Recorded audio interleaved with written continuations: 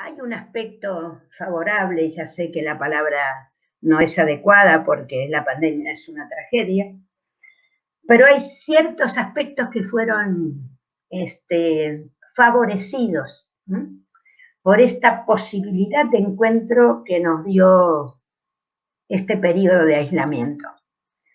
En muchos casos como resultado de la situación de no presencialidad. Hemos estado con Zoom, con maestras, maestros, directores, inspectores. La virtualidad y el aislamiento hicieron necesarios estos encuentros de discusión y colaboración. Voy a ejemplificar solo dos, ¿no? 3 maestras de primero, 2 del turno de la mañana y una del turno de la tarde de la misma escuela, sostuvieron, deben seguir sosteniendo, yo no volví a verlas, pero seguramente siguen sosteniendo, encuentros semanales de manera virtual, a veces con presencia de la directora de la escuela, con el propósito de pensar propuestas entre las 3, ¿sí?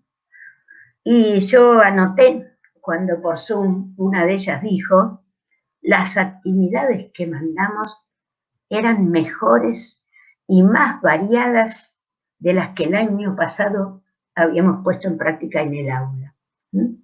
Porque 3 cabezas piensan más que una. Además, los profes de artística, de educación física, de inglés, se sumaban en sus horarios a esas reuniones y aportaban videitos breves para que no gastaran los datos de los celulares familiares, porque todo eso fue lo que nos condicionó, nos está condicionando, pero se proponían ofrecer también no solo las situaciones que proponían las maestras, sino situaciones de movimiento corporal, de distensión con canciones, de ilustrar y dibujar, completar esa llegada a las casas de los niños.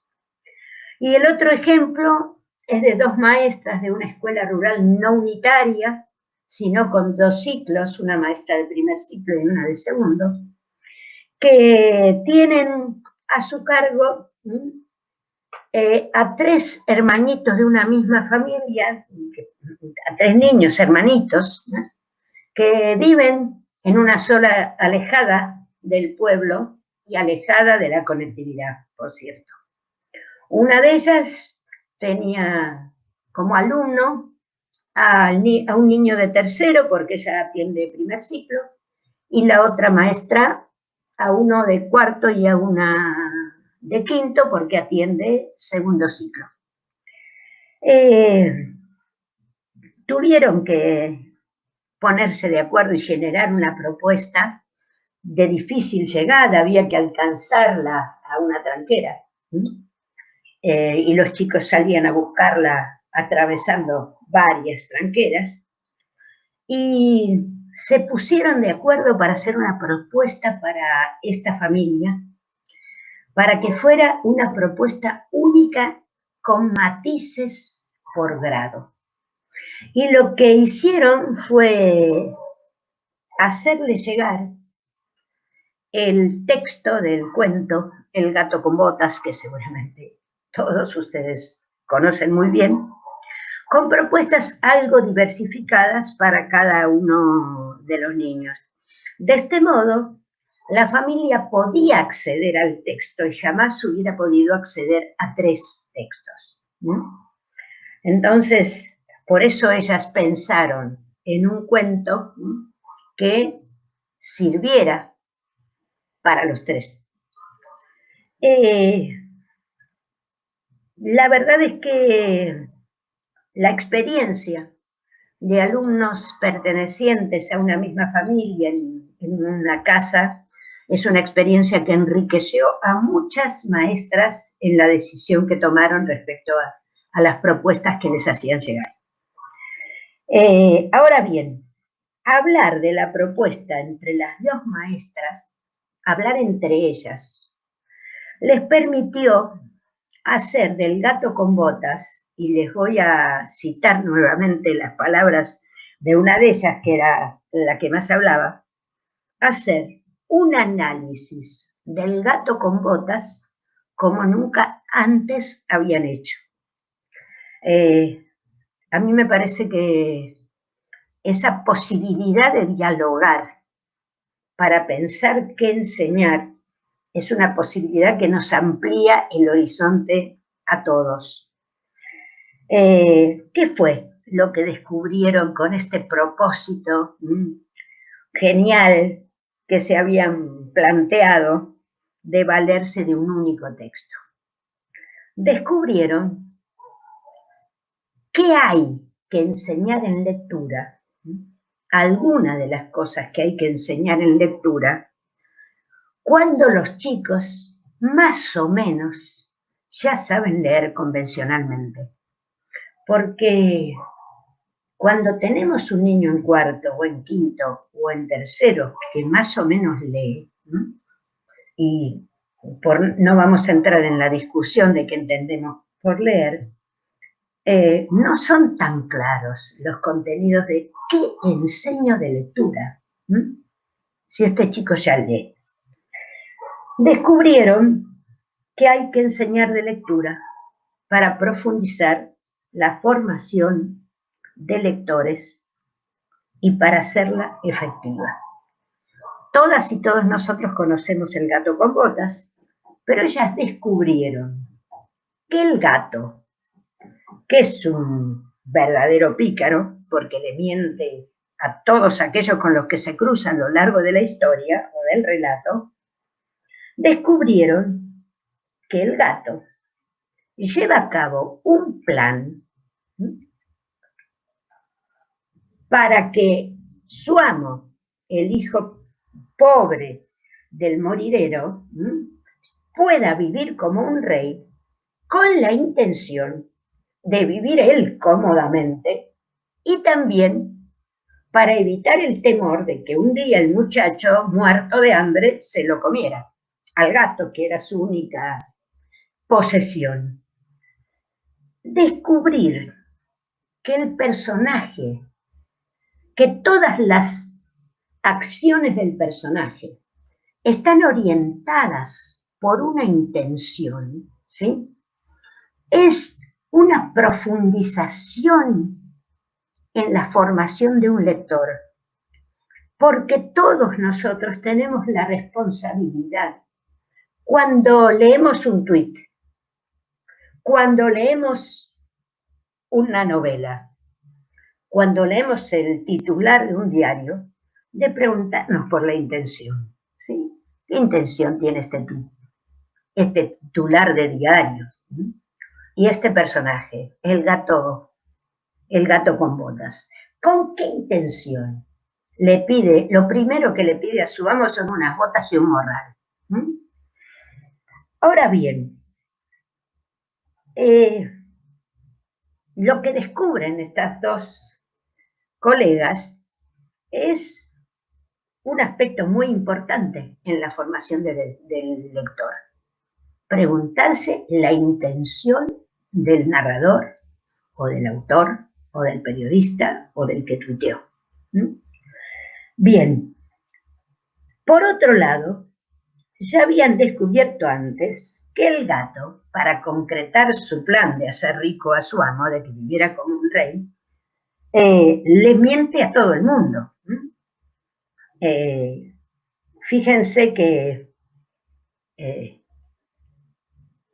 la maestra del primer ciclo, la que atiende al niño de tercero, ante esta propuesta de hacer pensar a estos tres hermanitos que iban a leer el cuento, que tal vez hablaran entre ellos o se ayudaran a leer, o alguien en la casa los hiciera participar y no pelearse, la maestra que atiende el primer ciclo de esta escuela rural de la que estoy hablando, dice a su compañera con gran percepción didáctica: ¿sabes?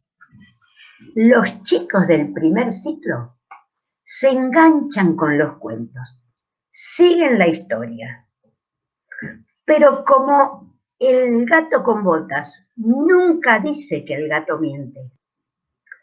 Ustedes releen el texto y en ningún momento dicen que el gato engaña o que el gato miente. Como nunca dicen Caperucita Roja que el lobo le miente en eso de que vaya por el camino más largo, porque se la quiere comer a ella y a su abuelita.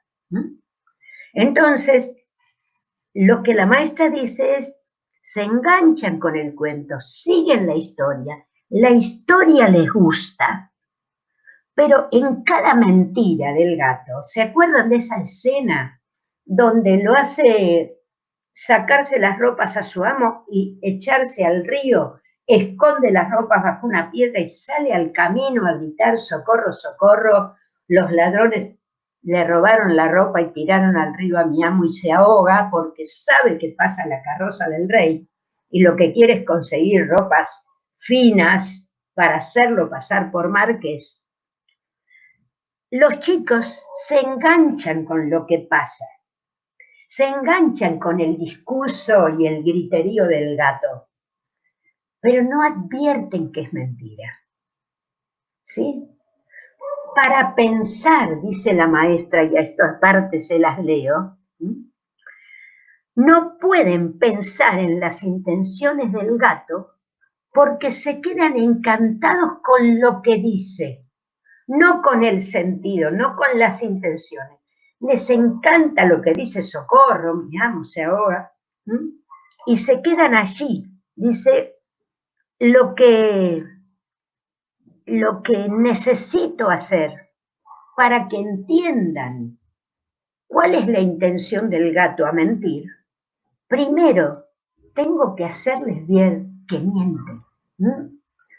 Estas dos maestras juntas son geniales. La primera aportó un contenido esencial para la formación de lectores, ¿sí?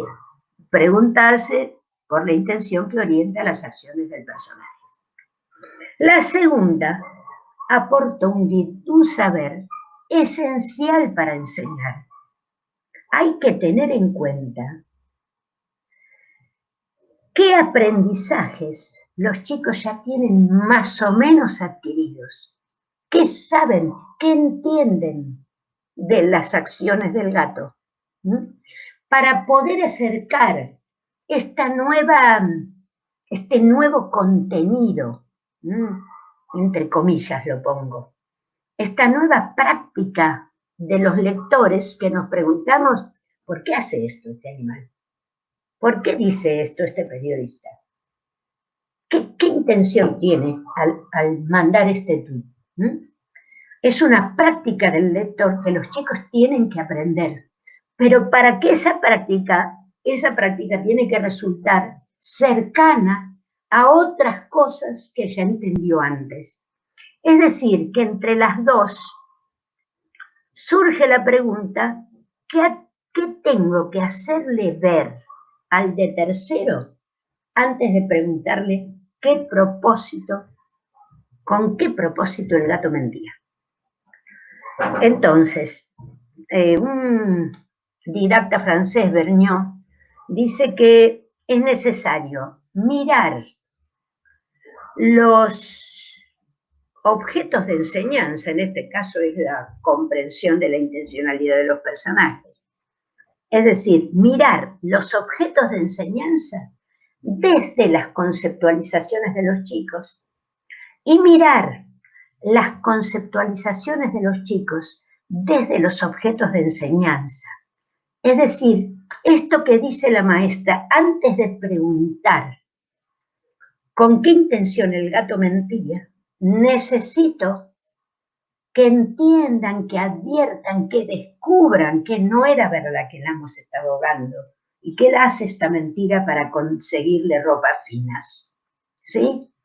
Entonces, ella mira lo que se propone hacer pensar, que es la intencionalidad de los personajes, desde ese conocimiento, desde esa pregunta esencial en la formación de los lectores, mira cómo logra acercar eso que desea enseñar a lo que los chicos ya más o menos han aprendido. Entonces, lo que sí se dan cuenta es que cuando el maestro o la maestra elige un cuento, aunque sea un cuento tan conocido como El gato con botas, necesita forzar su propia relectura, ¿sí? Para saber qué enseñar, para pensar como docente qué significaría avanzar en la formación de lectores de los alumnos de tercero, de los de cuarto y de los de quinto, al proponerles leer El gato con botas.